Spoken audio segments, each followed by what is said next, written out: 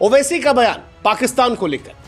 ओवैसी साहब वो है जिन्हें अक्सर लोग गलत समझ लेते हैं, लेकिन इस बार 2025 के पहलगाम आतंकवादी हमले पर भारत पाकिस्तान तनाव पर जो बातें कही वो हर भारतीय के दिल को छू गई। उनकी आवाज में जोश था, सच था और भारत के लिए बेपनाह मोहब्बत थी। बिना हिचके, बिना संकोच किए पाकिस्तान का नाम लेकर कहा कि पाकिस्तान वो मुल्क है जिसकी जमीन से आतंक का धंधा चलता है। जब तक ये बंद नहीं होगा शांति की बातें बेकार हैं। उन्होंने पहलगाम हमले के आतंकवादियों को सजा देने की मांग की। इस बात का भी जिक्र किया कि आतंकवादियों ने धर्म देखकर मारा, पहचान देखकर मारी और उन आतंकवादियों को ठोकना हमारी जिम्मेदारी है। इस बार ओवैसी ने सरकार के सेना के कदमों की तारीफ की। कहा हमारी सेना आतंकवादियों को सही जवाब दे रही है। पाकिस्तान के पाखंड को भी बेनकाब कर दिया। पाकिस्तान ने दरअसल अपने सैन्य ऑपरेशन को बुनियान अल मसरूस नाम दिया था, जो कुरान से लिया गया था। ओवैसी ने इसे झूठ का ढोंग करार दिया। कहा ये वही लोग हैं जिन्होंने 9/11 हमले के बाद मुसलमानों को अमेरिका में बेचा, पुंछ में मासूमों को मारा, बलूचिस्तान में जुल्म किए। इन्हें इस्लाम की बात करने का कोई भी हक नहीं है। इनकी ये बातें पाकिस्तान की दोहरी नीति को दुनिया के सामने ला रहे हैं। ओवैसी यही नहीं थमे। ओवैसी ने पाकिस्तान की बदहाली पर भी खूब तंज कसा। कहा जो IMF से $1 बिलियन की भीख मांग रहे हैं, जो आधिकारिक तौर पर भिखारी बन गए हैं, वो आतंक का धंधा चलाते हैं। मैं इन्हें इंटरनेशनल मिलिटेंट फंड कहता हूं। उन्होंने अमेरिका पर भी सवाल उठाया। कहा अमेरिका, जर्मनी, जापान जैसे देश एक आतंकवादी देश को इतने पैसे क्यों देते हैं।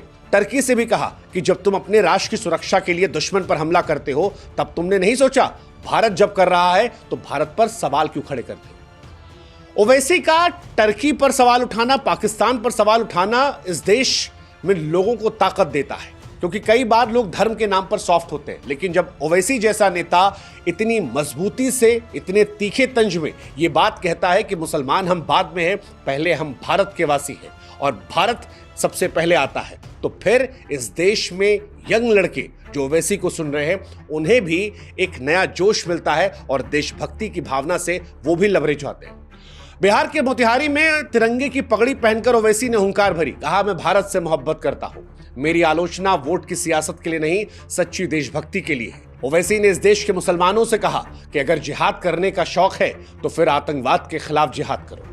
भारतीय मुसलमानों के सामने जब ओवैसी ने बातें कही तो ये देश को एकजुट करने वाली बात थी और इसीलिए आज हम कह रहे हैं कि ओवैसी साहब को सलाम है। ओवैसी ने भारत के 23 करोड़ मुसलमानों से कहा कि सुनो, हम वो मुसलमान हैं जिन्होंने 2 राष्ट्र के सिद्धांत को ठुकराया, लोकतांत्रिक भारत चुना। हम पाकिस्तान नहीं है।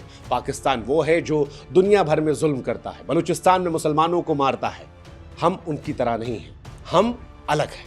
ओवैसी की तरह एक और नेता उमर अब्दुल्ला, उन्होंने भी जो कुछ कहा वो भारत को मजबूत करने वाला था। जम्मू कश्मीर के मुख्यमंत्री उमर अब्दुल्ला कश्मीर को लेकर ऐसी आवाज उठाई जो इस्लामाबाद तक को दहलाने वाली थी।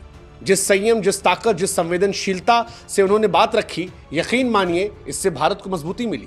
कई बार दुनिया कश्मीर को भारत से अलग करके देखती है। कई बार दुनिया कश्मीर के लोगों की बातों को हाईलाइट करने की कोशिश करती है और ऐसे में उमर अब्दुल्ला ने जो बातें कही वो भारत को मजबूत कर रही थी, पाकिस्तान को कमजोर कर रही थी। क्योंकि उमर अब्दुल्ला ने कश्मीर और भारत की आवाज बनते हुए पाकिस्तान को आड़े हाथों लिया और कहा कि साहब आप तो जांच करने से इनकार कर रहे थे, आप शहबाज शरीफ जांच की नौटंकी क्यों करते हैं। सीज फायर को लेकर कहा कि यह अच्छा कदम है, काश पहले हुआ होता, जिंदगियां बच जाती। लेकिन यह भी कहा कि शांति तभी मुमकिन है जब पाकिस्तान आतंकवाद पर सीमा पर रोक लगाएगा।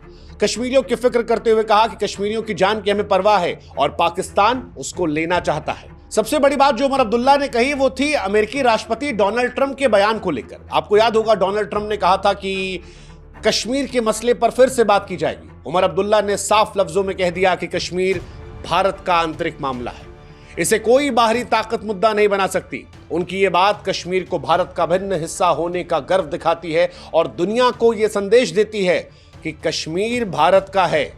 उनकी ये बात दुनिया को एहसास कराती है कश्मीर भारत का है। उमर आगे बढ़कर कहते हैं कि कश्मीर के लोग शांति चाहते हैं, वो नहीं चाहते कि उनके बच्चे डर में जिए। उनकी बातें कश्मीरियों के दर्द को देश तक पहुंचा रही थी। उमर की आवाज ने न सिर्फ पाकिस्तान को जवाब दिया बल्कि कश्मीरियों को भी यह भरोसा दिया कि वो अकेले नहीं हैं। उनकी शांति की अपील, जवाबदेही की मांग ने आज पूरे देश का दिल जीत लिया है। उमर अब्दुल्ला ने जो कहा वो कश्मीर और कश्मीरियत से आई वो आवाज थी जिसे पूरा देश आज महसूस कर रहा है।